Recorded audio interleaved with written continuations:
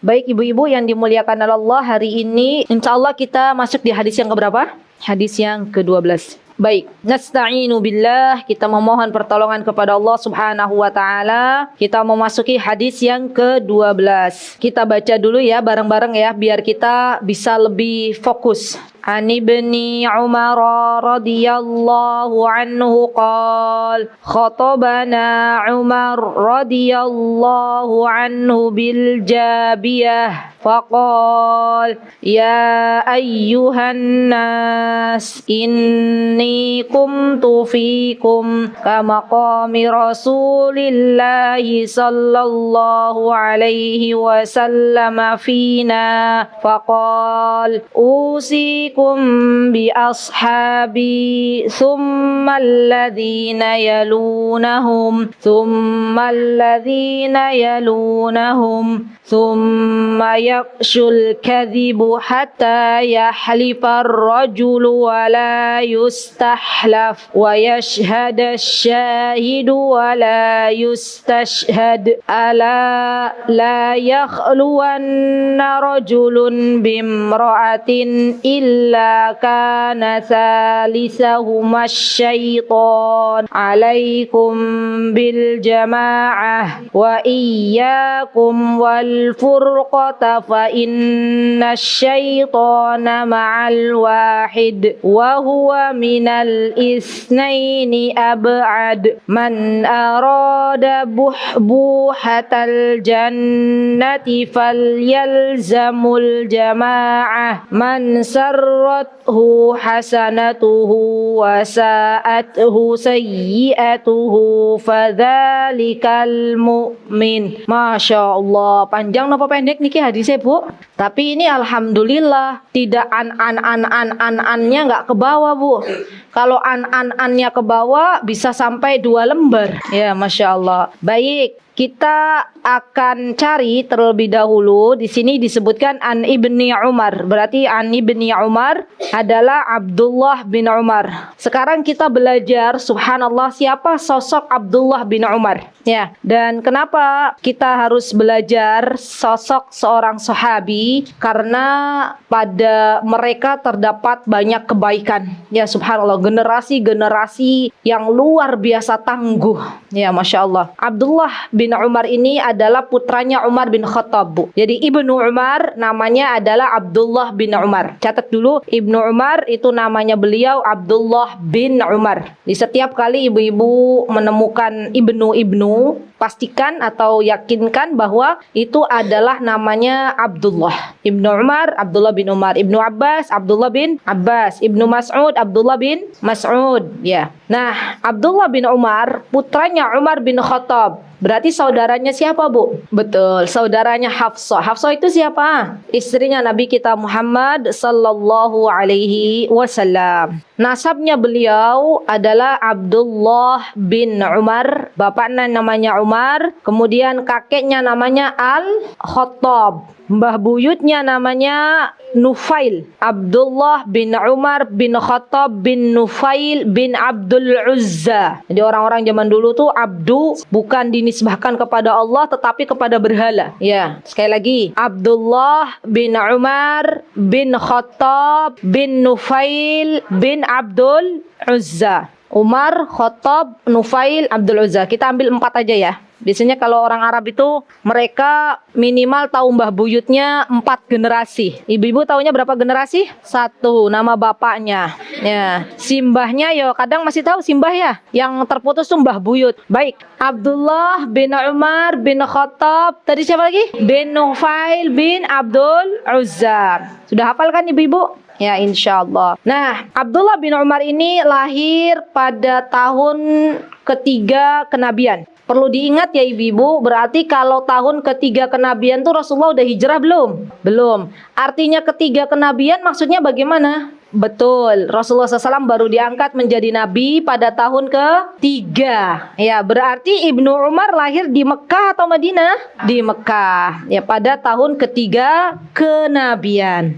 Masya Allah ya. Dan beliau adalah seorang Quraisy. Jadi beliau itu juga dari kalangan bangsawan. Umar bin Khattab itu juga dari kalangan bangsawan, seorang Quraisy dari Bani Adi. Dari Bani Adi. Jadi Quraisy itu adalah suku besar, Bu. Dia punya anak-anak keturunan. Kalau Rasulullah dari suku mana? Beliau juga Quraisy, tapi dari suku mana? Al-Hashimi. Ya, Rasulullah itu Al-Hashimi. Nah, Ibnu Umar, nama sukunya beliau adalah Bani Adi. Ya, sama-sama Quraisy. Jadi orang tuh begini, kalau misalnya zaman dulu dari suku mana? Quraisy gitu. Wah, itu suku yang tinggi, suku yang besar, suku yang terpandang, ya Masya Allah. Karena memang orang-orang Quraisy zaman dahulu sampai-sampai ya mereka itu punya hobi berdagang. Sampai-sampai yang namanya suku Quraisy ini diabadikan oleh Allah Subhanahu wa taala dalam surah Al-Quraisy, ya kan? A'udzubillahi minasyaitonirrajim. Bismillahirrahmanirrahim. Li'ilafi Quraisy. Kata Allah Subhanahu wa taala, ila fihim rihlatasyita'i was-shaif. Ya subhanallah. Mereka itu berdagang pada musim panas dan musim dingin ke daerah Yaman dan daerah Syam. Ya, mereka berdagangnya ibu-ibu bukan dari Potorono ke Bantul, bukan dari Bantul ke Kulon Progo, tapi sudah mainnya ekspor impor. Ya, keren ya orang-orang zaman dahulu itu ya. Masya Allah ya. Mereka tuh kalau berdagang bisa dibayangin dah Bu, kafilah dagangnya tuh bawa 100 unta. Dan di setiap unta itu di atasnya ada barang dagangan. Ya Masya Allah. Jadi subhanallah, mereka kalau masalah perdagangan ini orang Mekah lebih kuat, tapi masalah pertanian, perkebunan orang Madinah lebih kuat. Ya, jadi ini harus kita tahu ibu-ibu. Baik, kemudian beliau juga Ibnu Umar ini seorang perawi hadis.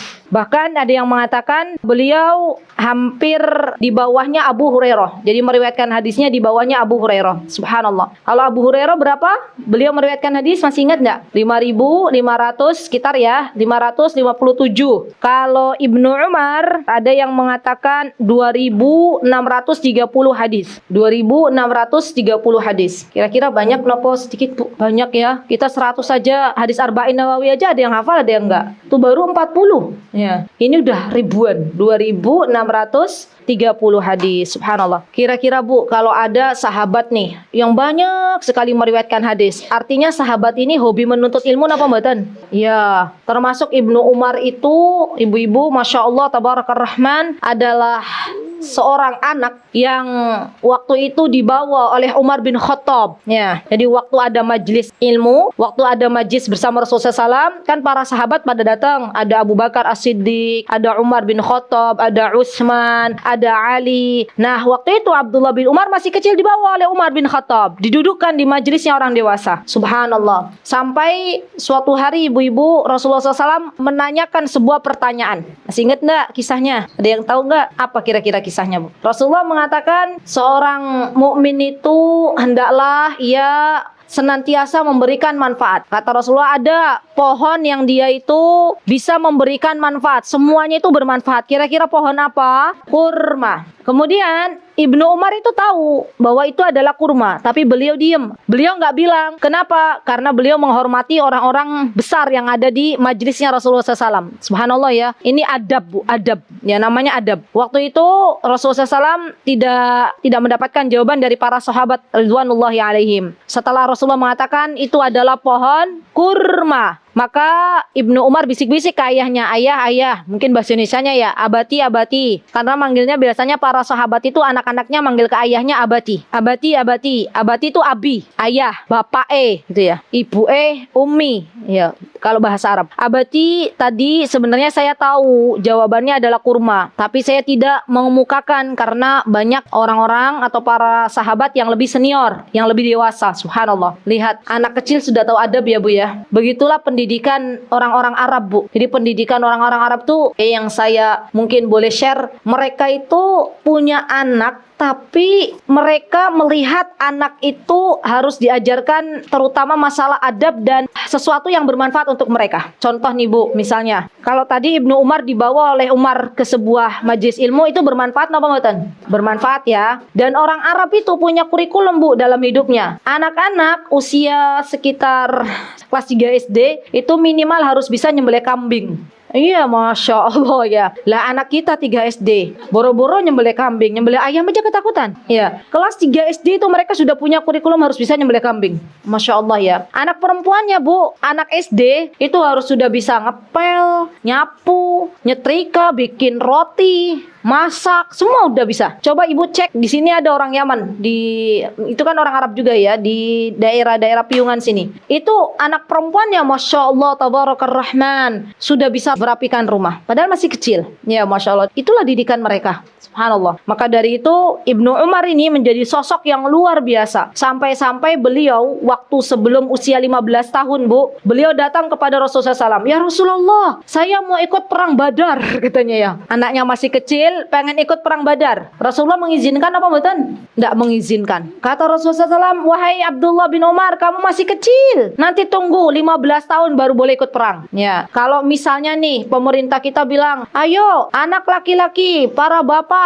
ikut perang. Kira-kira nih anak 15 tahun udah siap perang belum? Belum. Kadang subhanallah masih ngegame gitu ya. Padahal yang namanya ikut peperangan itu Bu, zaman dahulu itu seleksinya ketat. Minimal dia harus bisa memanah, minimal dia harus bisa berkuda, minimal dia harus tahu taktik peperangan itu seperti apa. 15 tahun sudah diajarkan seperti itu. Subhanallah. Artinya Bu, dalam pendidikan anak-anak di tempat kita itu ada banyak keterlambatan. Ya, coba bisa dibayangkan enggak? Di tempat kita itu SD 6 tahun ya.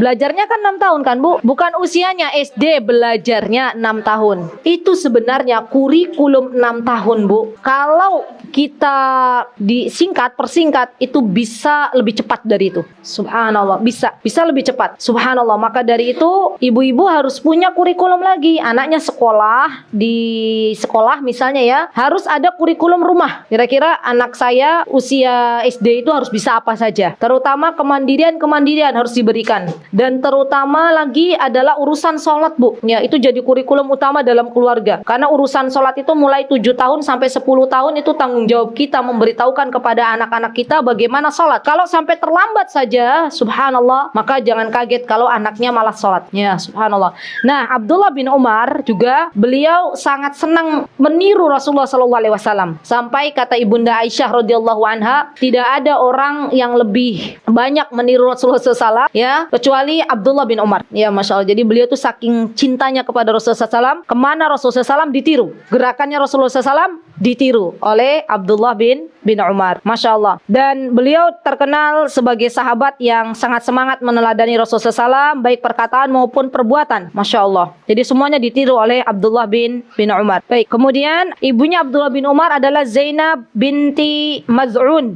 Dan beliau adalah seorang sahabat yang paling paham tentang fikih haji. Sama seperti Jabir bin Abdullah. Kalau kita mau mencari bab fikih haji, cari di hadis-hadisnya Abdullah bin Umar sama Jabir bin Abdullah. Itu semua terangkum dalam hadis-hadis mereka. Ya, Masya Allah ya ibu-ibu. Hari ini saudara-saudara kita, alhamdulillah Allah berikan kesempatan ya di tahun ini ya, Masya Allah, untuk berhaji ya ke Baitullah. Siapapun yang belum Allah panggil, tetap berhusnudzon kepada Allah, berbaik sangka kepada Allah. Semoga Allah Subhanahu wa taala di tahun depan memanggil ibu-ibu semuanya. Amin. Allahumma amin. Tidak ada yang tidak mungkin bagi Allah. Walaupun mungkin antriannya, saya dengar kalau di Kalimantan sudah sampai 70 tahun ya antri haji. Bisa dibayangkan nggak Bu? Usia 25 tahun baru daftar haji. Hajinya tahun berapa? 95 sudah sih mbah-mbah. Tapi tetap berbaik sangka kepada Allah, itu kan hanya kebijakan pemerintah.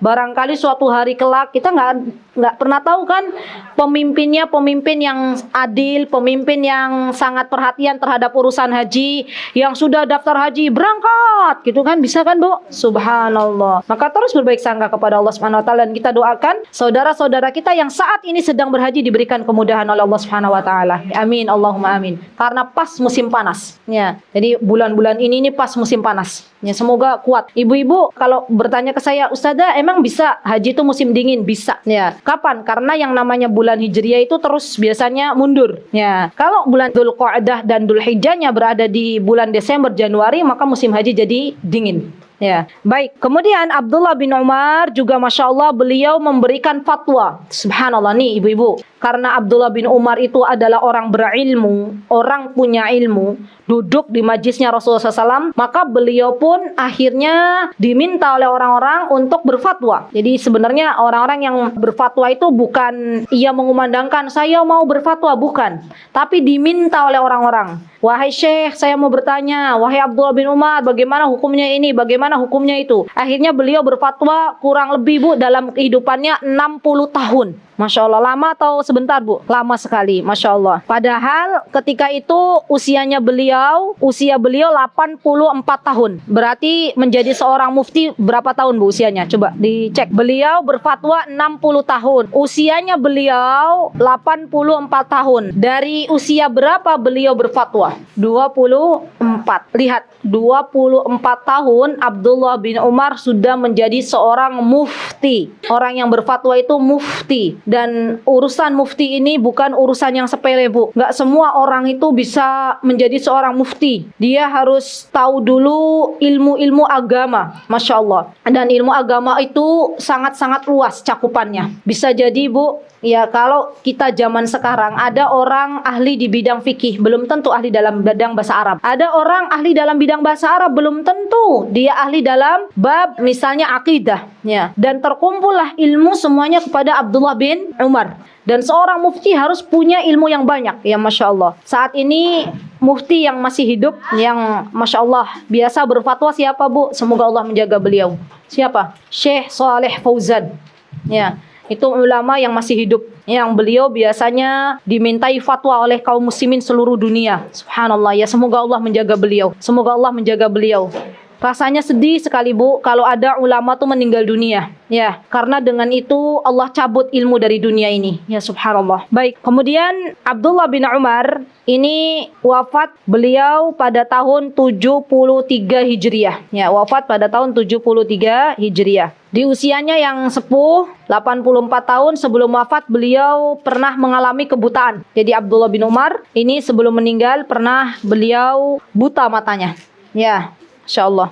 Baik, ibu-ibu yang dimuliakan Allah Subhanahu Wa Taala, Abdullah bin Umar, beliau juga sangat berhati-hati dalam berfatwa. Sampai para sahabat ridwanullahi alaihim, mereka senantiasa mengamati atau segan dengan fatwanya Abdullah bin Umar. Ya Masya Allah, karena orang mufti itu nggak sembarangan bisa berfatwa ya. Abdullah bin Umar tuh kadang kalau ditanya, wahai Abdullah bin Umar, saya akan bertanya ini, nggak langsung jawab. Beliau terkadang sholat dulu 2 rakaat. Ya subhanallah. Ini orang-orang yang bijak itu seperti ini ya Masya Allah. Sholat dulu 2 rakaat, minta kepada Allah Subhanahu Wa Taala. Baru kemudian beliau memberikan jawaban kepada yang bertanya ya Masya Allah. Baik, bahkan Rasulullah SAW pernah mengatakan bahwa Abdullah bin Umar itu adalah seorang laki-laki yang kelak ada di surganya Allah Subhanahu Wa Taala. Ya Masya Allah. Jadi Abdullah bin Umar termasuk orang-orang yang sudah diberitahu oleh Rasulullah SAW bahwa ia akan memasuki surganya Allah Subhanahu Wa Taala. Dan Abdullah bin Umar juga terkenal seorang yang gemar beribadah Bu. Siang harinya beliau lakukan untuk beribadah puasa, malam harinya beliau lakukan untuk sholat malam dan membaca Al-Quran. Ya subhanallah. Beginilah generasi-generasi para sahabat dan sahabiyah. Mereka itu hampir rata-rata orang-orang yang ahli ibadah, bukan ahli perhapean. Ya, bukan sama sekali. Bukan pula ahli perstatusan gitu kan. Kalau zaman sekarang kan subhanallah, kita ini ya Allah lebih santai melihat status daripada membaca Al-Quran. Ya Allahul Musta'an. Baik, Abdullah bin Umar juga pernah dimintai untuk menjadi seorang khalifah. Tahu khalifah nggak Bu? Apa itu khalifah? Pemimpin umat Islam. Ya, tetapi beliau beberapa kali menolak permintaan dari orang yang ingin menjadikan Abdullah bin Umar sebagai seorang khalifah. Sampai-sampai Abdullah bin Umar berkata begini, saya tidak mau karena waktu itu adanya perpecahan di zamannya Abdullah bin Umar itu, satu kelompok Ali, satu lagi kelompoknya Muawiyah. Ya, masih ingat enggak? Masih ingat sejarah itu? Nah, waktu itu Abdullah bin Umar berkata, saya tidak mau berada di... Jadi Abdullah bin Umar ini termasuk yang netral. Beliau nggak mendukung ini, nggak mendukung itu. Ya, subhanallah. Dan ada beberapa sahabat yang memiliki inisiatif ingin mendukung salah satu di antara keduanya. Dan ada pula para sahabat yang tawakuf, yang dia berdiam diri, maksudnya nggak mendukung Muawiyah, nggak mendukung Ali, karena itu adalah peperangan yang sangat luar biasa antara kaum muslimin. Baik, ibu-ibu yang dimuliakan oleh Allah Subhanahu wa taala, nanti bisa dipelajari kembali apa sebenarnya peperangan yang terjadi di antara mereka. Baik, kita masuk. Di sini disebutkan bahwa khatabana Umar radhiyallahu anhu. Yang dimaksud Umar siapa ini? Umar bin Khattab. Ya, bil Jabiyah. Jabiyah ini ibu-ibu adalah sebuah tempat ya. Jadi Jabiyah ini nama tempat yang terletak di dataran Hauran. Hauran itu dulu sebelum kaum muslimin merebut Romawi Timur, maka Hauran ini ada di daerah Syam ya. Dan biasanya Jabiyah ini menjadi tempat berkumpulnya kaum muslimin ya. Sebelum mereka mengadakan sebuah peperangan, biasanya mereka kumpul di sebuah tempat namanya Jabiyah. Maka Umar bin Khattab berkata, faqala, apa yang dikatakan oleh Umar? Ya ayyuhan nas, wahai sekalian manusia, inni kumtu fikum. Kata Umar bin Khattab, sesungguhnya aku berdiri di tengah-tengah kalian sebagaimana kamaqami Rasulillah sallallahu alaihi wasallam. Sebagaimana Rasulullah sallallahu alaihi wasallam pernah berdiri pada posisiku. Jadi memang tempat Jabiyah ini biasa tempat kaum muslimin membuat kemah-kemah, tenda-tenda. Dan subhanallah, di antara mereka pasti diangkat seorang pemimpin ya. Dan pada waktu itu yang menjadi pemimpin adalah Umar bin Khattab radhiyallahu anhu. Mereka sangat senang mengikuti jejak Rasulullah sallallahu alaihi wasallam. Maka Umar mengatakan, kama qami Rasulillah sallallahu alaihi wasallam fina. Faqala. Kemudian beliau mengatakan ya bahwa Rasulullah SAW waktu itu bersabda, apa yang dikatakan, usikum bi ashabi. Lihat teman-teman, usikum, saya mewasiatkan kepada kalian ashabi, agar mengikuti para sahabat. Kenapa kita diperintahkan untuk mengikuti para sahabat? Alasannya kira-kira apa, Bu? Karena mereka adalah generasi terbaik ya. Sehingga kalau ada orang zaman sekarang menghina Abu Bakar radhiyallahu an, maka ketahuilah bahwa kelompok itu sesat. Ketahuilah kapanpun ibu-ibu menemukan ada orang yang membenci Abu Bakar As-Siddiq, membenci Umar bin Khattab ya, ketahuilah bahwa mereka adalah orang-orang Syiah. Ahlus Sunnah wal Jamaah, kelompok Ahlus Sunnah wal Jamaah itu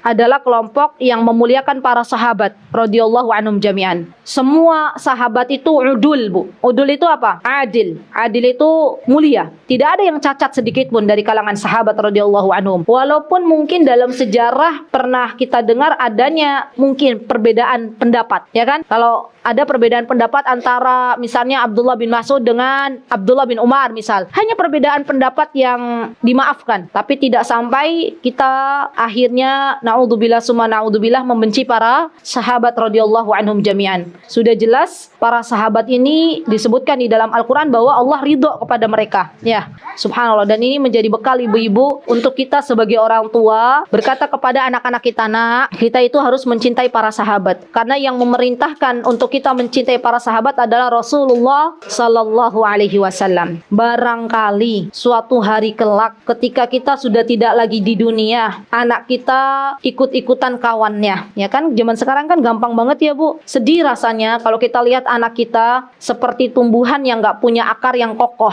Ya, ada angin terbawa kanan, terbawa kiri. Generasi Z sekarang kan begitu, sukanya senang ikut-ikutan. Maka kita katakan bahwa selamanya para sahabat radhiyallahu anhum jami'an itu adalah orang-orang yang mulia. Kita tidak boleh membencinya. Baik. Kemudian Rasulullah SAW mengatakan, "Tsummal ladzina yalunahum." Ya, kemudian generasi setelahnya. Siapa generasi setelahnya? Para tabi'in. Tabi'in adalah generasi setelah sahabat radhiyallahu anhum jami'an. Ya, Masya Allah. Dan kita juga mesti mempelajari juga ibu-ibu ya sejarah para tabi'in. Karena mereka itu subhanallah hidup dengan para sahabat radhiyallahu anhum jami'an. Kalau sahabat adalah orang yang pernah hidup dengan Rasulullah SAW, kalau tabi'in apa definisinya? Apa definisi tabi'in, Bu? Orang-orang yang pernah hidup dengan sahabat radhiyallahu anhum jami'an. Orang yang duduk bersama para sahabat radhiyallahu anhum jami'an itu adalah tabi'in. Tsummal ladzina yalunahum, kata Rasulullah SAW di sini,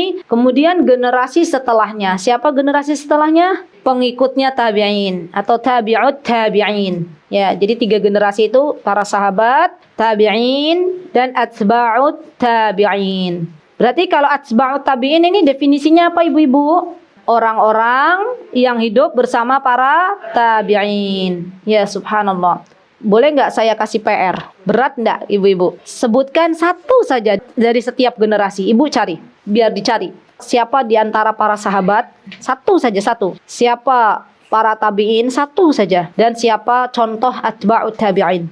Thumma yafsus kadhib hatta yahlifar rajulu wala yustahlaf. Kata di sini, kata Rasulullah SAW, kemudian akan ada, subhanallah bu, akan ada di zaman yang akan datang bahwa kedustaan itu merajalela. Kira-kira ini zaman kita atau bukan ya bu? Zamannya kita. Orang sudah nggak takut lagi yang namanya berdusta, berbohong. La haula wala quwata illa billah. Padahal yang namanya dusta, yang namanya berbohong, itu akan membawa kepada keburukan. Ya kan? Wa innal kadhiba yahdi ilal fujur. Wa innal fujur yahdi ilan nar. Dan sesungguhnya keburukan itu akan membawa ke nerakanya Allah subhanahu wa ta'ala. Dan ketahuilah subhanallah, yang namanya berdusta, berbohong ini adalah penyakit lisan. Ya, penyakit lisan. Maka sering kita belajar kembali apa sesungguhnya penyakit-penyakit lisan. Karena banyak dari kalangan kaum wanita yang memasuki nerakanya Allah subhanahu wa ta'ala bukan dikarenakan mereka tidak salat, tapi karena lisan yang tidak bisa dijaga dengan baik. Ya, subhanallah. Dan ketahuilah ibu-ibu yang dimuliakan Allah bahwa sesungguhnya yang namanya kedustaan, berbohong, itu akan membawa kepada kecemasan dalam dirinya. Ya, jadi orang yang berbohong itu mesti cemas. Ya, ada rasa cemas, ada rasa was-was, ada rasa tidak tenang. Itu sudah fitrah. Ya, dan yang namanya kedustaan itu akan membawa kepada kedustaan berikutnya. Kebohongan itu akan membawa kepada kebohongan berikutnya. Ya, subhanallah. Misalnya bagaimana bu? Misalnya orang berhutang. Misal, ditagih hutang, sebenarnya dia punya untuk membayar, tapi dia berbohong. Oleh yang menghutanginya, bun, saya mau minta uang yang kemarin saya hutangkan kepada jenengan 1 bulan yang lalu. Sebenarnya sudah ada, dia tapi berbohong. Mohon maaf, belum ada, gitu ya. Insya Allah ya, 2 bulan lagi. 2 bulan lagi, diminta lagi, katanya 2 bulan lagi, mana janjinya? Dia berbohong lagi, nanti 1 bulan lagi. Padahal ada. Jadi kebohongan, kedustaan itu akan memanggil kedustaan berikutnya, subhanallah. Maka dari itu ibu-ibu minta kepada Allah agar Allah mengaruniakan kepada kita semuanya lisan-lisan yang jujur, ya, karena kejujuran itu akan membawa kepada albir, kebaikan. Wa inna sidq yahdi ilal bir wa innal birra yahdi ilal jannah. Dan kebaikan itu akan membawa kepada surganya Allah subhanahu wa ta'ala. Ya, subhanallah. Dan bagi kita sebagai seorang ibu, mohon dihargai kejujuran anak-anak, walaupun mungkin itu membuat kita terkaget-kaget. Jadi ibu-ibu yang dimuliakan oleh Allah subhanallah, zaman sekarang itu zaman dimana merajalelanya kedustaan. Dan tadi sampai di poin kalau anak kita jujur tolong dihargai. Kenapa anak-anak kita itu mudah berbohong kepada kedua orang tuanya? Karena kadang orang tuanya tidak bisa menghargai kejujuran anak-anak. Ya, misalnya anak-anaknya baru main di kali, misal anak laki-laki. Ya, habis dari mana? Biasanya manggilnya siapa ke anak laki-laki? Habis dari mana mas? Ya gitu ya. Habis dari kali bu. Main kali mau tenggelam nanti. Gini-gini ya. Kan biasanya emak-emak kan begitu. Kata anaknya, sesuk le aku main kali tak bilang main di lapangan. Habis dari mana mas? Habis dari lapangan bu. Oh iya, ibunya nggak marah-marah ya. Subhanallah. Giliran besoknya ya dia berbohong lagi ya. Subhanallah. Jadi kalau anak-anak itu jujur tolong dihargai. Oh iya mas, main di kali ya hari ini. Hati-hati ya gitu ya. Nggak apa-apa. Kita katakan hati-hati, lain kali hati-hati kalau main di kali ya. Karena subhanallah namanya emak-emak itu terkadang kecemasannya berlebih.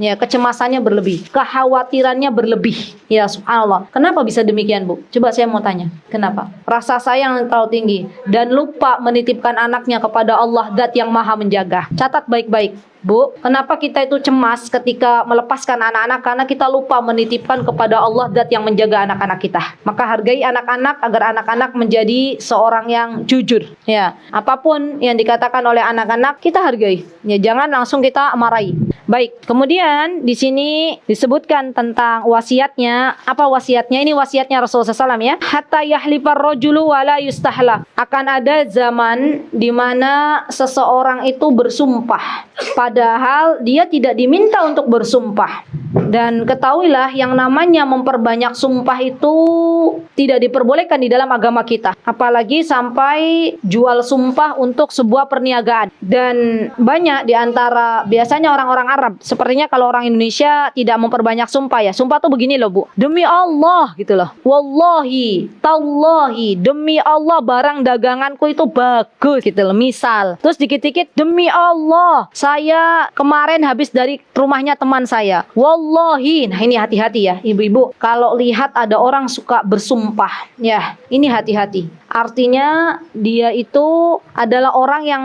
pengen dapat sebuah pengakuan dari saudaranya. Padahal yang namanya bersumpah itu nggak boleh main-main. Ya nggak boleh main-main. Dan ini biasanya terjadi sama orang Arab. Orang Arab itu Masya Allah dikit-dikit itu wallahi, wallahi ya. Dan bersumpah itu disandarkan kepada Allah. Wallahi, bukan kepada selain Allah Subhanahu wa taala. Ya, karena ada sumpah itu yang disandarkan bukan kepada Allah. Demi batu misalnya ada, demi pohon, demi Ka'bah. Ya, itu nggak boleh. Disumpah disandarkan kepada Allah dan tidak boleh memperbanyak sumpah kecuali memang untuk keadaan-keadaan darurat. Misal contohnya, ada orang dituduh berzina, misal, padahal dia tidak berzina. Didatangkan kepada seorang qadhi, didatangkan kepada seorang hakim, dia membela diri dan mengatakan demi Allah misalnya bahwa saya tidak berzina dengan fulan misalnya, itu diperbolehkan. Ya, selain untuk hal-hal yang darurat maka jangan memperbanyak sumpah. Atau orang yang sedang bersengketa, ya ini juga boleh. Orang yang sedang bersengketa, dua orang sedang bersengketa, kemudian dia menghadap qadhi, menghadap hakim, salah satu di antara merekanya membela diri, misalnya demi Allah, saya bersumpah dengan nama Allah bahwa tanah, misalnya persengketaan tanah ya, tanah yang ada di daerah ini itu adalah milik saya, misal. Nah, ini juga diperbolehkan. Jangan sampai hanya urusan untuk jual beli akhirnya banyak bersumpah. Ya, baik. Dan ini ada zaman kita sekarang. Kemudian wa yashhadu syahidu wa la yustashhad. Ya, dan akan banyak merajalela orang-orang yang dia menjadi saksi padahal tidak diminta untuk menjadi saksi. Subhanallah, saksi itu berat loh, Bu. Jadi saksi di dunia itu berat. Kenapa? Karena dia bertanggung jawab kelak di hadapan Allah.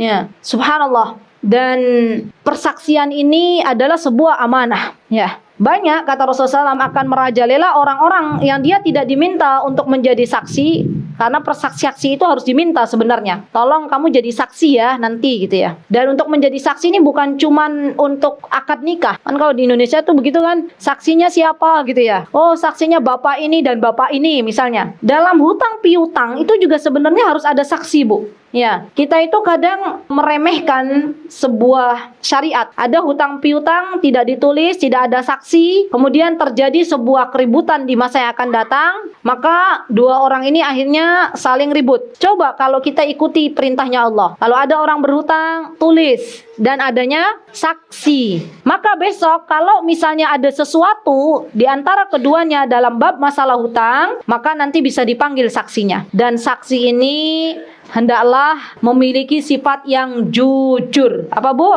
Jujur. Tidak boleh disuap. Karena ada bakalan banyak saksi-saksi yang bisa disuap. Ya, zaman sekarang itu ada loh, Bu, saksi yang disuap. Tahu disuap nggak? Dikasih uang, dia akhirnya berdusta. Wal'iyadzubillah. Baik. Kemudian di sini Rasulullah SAW mengatakan, ala la yakhluwanna rajulun bimra'atin illa kana thalisahuma syaitan. Tidaklah seorang laki-laki dan perempuan berdua-duaan Maksudnya perempuan dan laki-laki yang bukan mahram. Ya, ibu-ibu sudah belajar kan mahram kemarin? Ya, kalau ada laki-laki dan perempuan yang bukan mahram berdua-duaan, maka pasti yang ketiganya syaitan. Hati-hati ya Bu, jangan sampai kita lengah. Kita kan ibu-ibu yang udah laku gitu ya. Misal, kan kita udah laku ya. Jangan sampai kita maksudnya apa ya, istilahnya menggampangkan. Terus ada bapak-bapak masuk ke rumah, kita ngobrol asik gitu ya. Subhanallah, jangan sampai lengah. Ketahuilah bahwa setan tuh pasti ada. Ini Rasulullah SAW yang berkata, 2 orang laki-laki perempuan bukan mahram, maka yang ketiganya syaitan. Ya subhanallah, karena kita kepedean karena udah laku gitu ya. Ternyata ya begitulah, kadang terjadi sebuah hal yang tidak diinginkan. Maka berhati-hati, tetap waspada karena setan mengintai kita semuanya. Ya, apalagi sampai misalnya anak-anak zaman sekarang nih. Ya subhanallah, tidak takut lagi untuk berdua-duaan, berpacaran ya, padahal yang ketiga adalah syaitan. Kemudian alaikum bil jamaah. Hendaklah kalian bersama jamaah rombongan, ya bersama jamaah. Wa iyyakum wal furqa, kata Rasulullah SAW, dan takutlah kalian dalam perpecahan, karena ternyata kita tahu bahwa Allah itu mencintai 3 hal dan membenci 3 hal. Apa yang Allah cintai, Bu? Yang dicintai Allah itu bersatu padu, begitu kan?